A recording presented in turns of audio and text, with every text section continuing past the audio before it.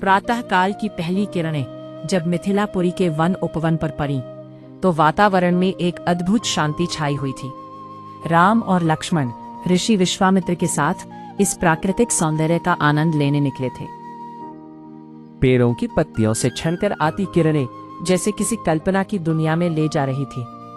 राम की आंखों में जिज्ञासा चमक रही थी। उन्होंने एक निर्जन स्थान देखा जो आश्रम की तरह प्रतीत हो रहा था। गुरुदेव, यह स्थान देखकर ऐसा लगता है जैसे यहाँ कभी कोई ऋषि तपस्या करता था, किंतु यहाँ कोई मुनि दृष्टिगोचर क्यों नहीं हो रहे हैं? राम ने पूछा। विश्वामित्र जी ने धीरे धीरे अपनी कहानी सुनानी शुरू की। यह स्थान कभी महात्मा गौतम का आश्रम था। वो और उनकी पत्नी अहल्या यहाँ तपस्या करते थे। उनके शब्दों में एक गहरी उदासी थी। एक दिन जब गौतम ऋषि स्थान पर नहीं थे, इंद्र ने उनके रूप में आकर अहल्या से प्रणय याचना की।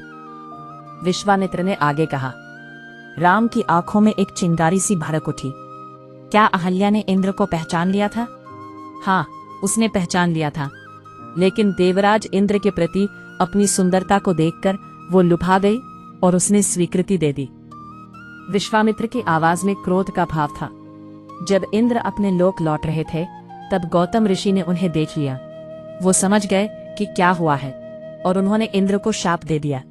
उसके बाद अहल्या को भी शाप दिया कि वो हजारों वर्ष तक केवल हवा पीकर कष्ट सहन करती रहेगी।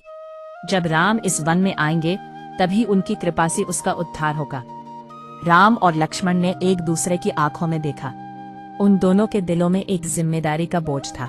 गुरुदेव की आज्ञा पाकर चलो, राम ने कहा। दोनों भाई आश्रम के भीतर प्रविष्ट हुए। वहां तपस्यारत अहल्या कहीं दिखाई नहीं दे रही थी, लेकिन उसका तेज समस्त वातावरण में व्याप्त था। फिर जैसे ही अहल्या की दृष्टि राम पर पड़ी, उनकी पवित्रता ने उसे पुनः एक सुंदर नारी के रूप में प्रकट किया। उस क्षण ने समय को थाम लिया। राम और लक्ष्मण ने श्रद्धापूर्वक उसके चरण स्पर्श किए। अहल्या के चेहरे पर एक चमक थी, एक नई आशा।